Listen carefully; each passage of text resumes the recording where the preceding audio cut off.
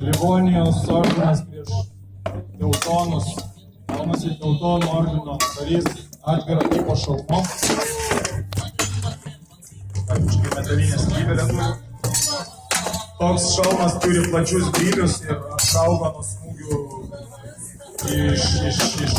nuo vertikalių smūgių, nuo strėlių krušos, galbūt kažkiek.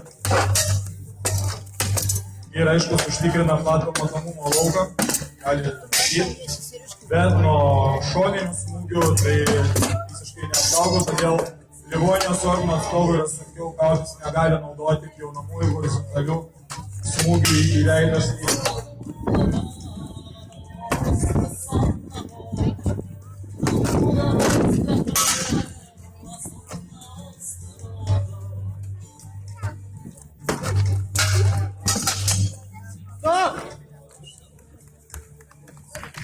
Kai baigėsi laikas, vėl skaičiuojame taškai, pataikymai.